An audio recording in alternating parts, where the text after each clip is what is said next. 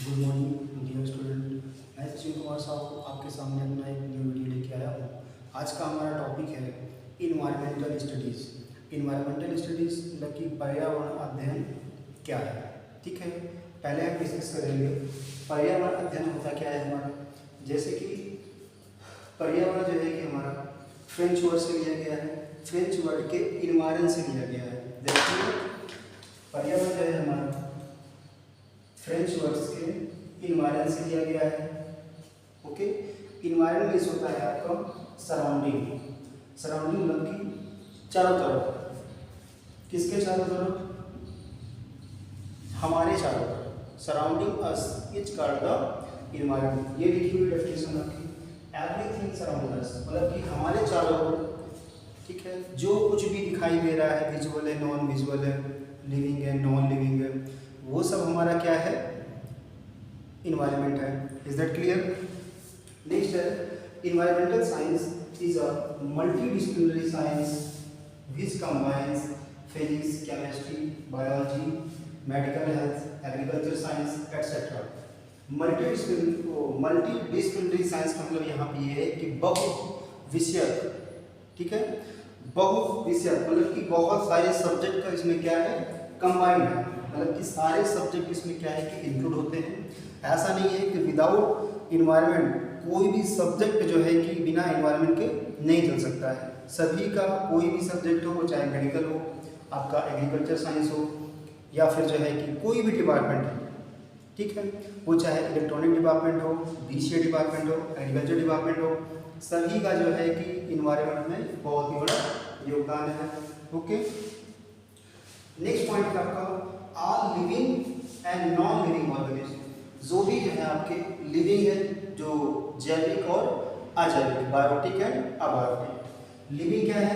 जो भी सांस लेते हैं या फिर जो जीवित रहते हैं। ठीक है, नॉन लिविंग है एज लाइक सॉइल है, एयर है, वाटर है। ये क्या है आपके?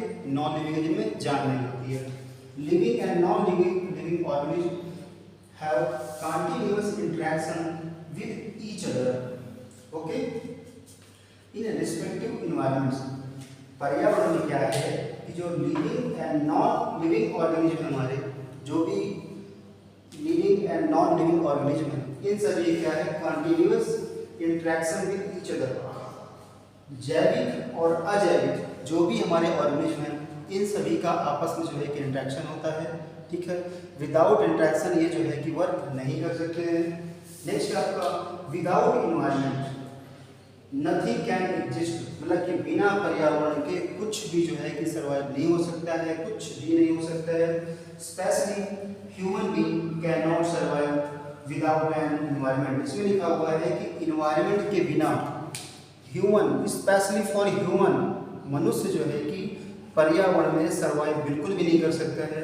वही लिखा हुआ है यहाँ पे, specially human being can not survive without an environment is called the environment. Is that clear? Next point आपका, नेक्स्ट है आपका कंपोनेंट ऑफ इन्वायरमेंट या कंपोनेंट्स ऑफ इन्वायरमेंट। ठीक है, इसमें है आपका फर्स्ट है बायोटिक है, एबायोटिक है। ठीक, बायोटिक जो है आपका लिविंग होता है और अबायोटिक आपका नॉन लिविंग। अब बायोटिक होते क्या है आपके? As like it includes all living organism, मतलब कि इसमें वो आ जाएंगे जो केवल सांस लेते हैं या जीवित रहते हैं। ठीक है, अब इसमें एग्जांपल है आपका प्लांट्स हो गया, एनिमल्स हो गए। अब इसमें आपका एक क्या जाएगा? माइक्रोब्स। ओके, जो सूक्ष्म जीव होते हैं वो भी आपके लिविंग में आ जाएंगे। Is that clear? इतना आपको याद रखना है, ऑल लिविंग ऑर्गेनिज्म। ठीक है, नेक्स्ट आपका एबायोटिक में, नॉन लिविंग में, नॉन लिविंग में आ जाएंगे is all the non living things are included in this categories. जैसे मैंने अभी बोला था यहाँ पे, all living and non living organism have continuous interaction with each other. ठीक है, इन रिस्पेक्ट टू इन्वायरमेंट। ठीक है, यहाँ पे क्या है? अब एग्जांपल कौन सा है? As like soil, water, mountains and oceans, मतलब कि मिट्टी है, पानी है, पहाड़ है आपके, और फिर पर्वत है आपके। सॉरी, नेक्स्ट आपका क्लासिफिकेशन ऑफ ऑर्गेनिज्म। अब इनका क्लासिफिकेशन करना है कि how many types of organism, organism होते क्या हैं, प्लस ये है कितने प्रकार के ऑर्गेनिज्म आपके होते हैं। Is that clear? ठीक है। We can classify the animals, plants and microbes organism in the ecosystem on the basis of their habits and their depends on non-living things and the physical environment। ठीक है, इसका मतलब ये है आपका, जैसे कि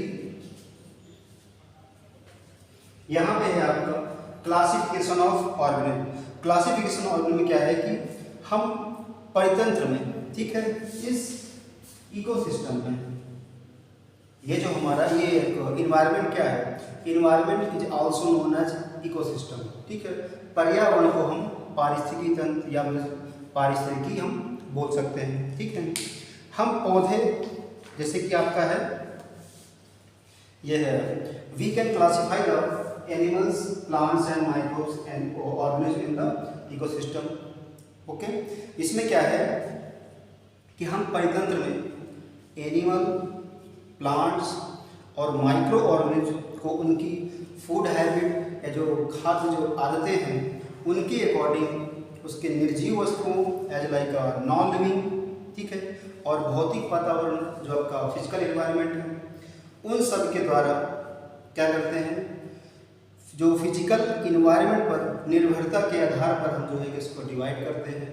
ठीक है, इसमें फिर से बता देता हूँ, we can classify the animal, plants and microbes organism in the ecosystem. पर्यावरण में क्या है या फिर जो है परितंत्र में हम एनिमल्स के अकॉर्डिंग, प्लांट्स के अकॉर्डिंग, ठीक है, माइक्रोब्स के अकॉर्डिंग, इन सभी के अकॉर्डिंग या फिर बेस के आधार पर जो है कि हम सभी को डिवाइड करते हैं and depend on non living thing physical environment. इसमें क्या है कि भौतिक वातावरण पर निर्भरता के आधार पर जो है कि हम इसको डिवाइड करते हैं। ये हमारे 3 प्रकार के होते हैं।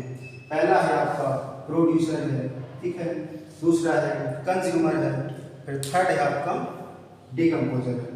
पहला होता है आपका प्रोड्यूसर, प्रोड्यूसर होता है आपका उत्पादक, फिर दूसरा है आपका कंज्यूमर जिसको हम बोलते हैं उपभोक्ता, ठीक है, तीसरा होता है आपका अपघटक। ठीक है, ये तीनों हैं हमारे।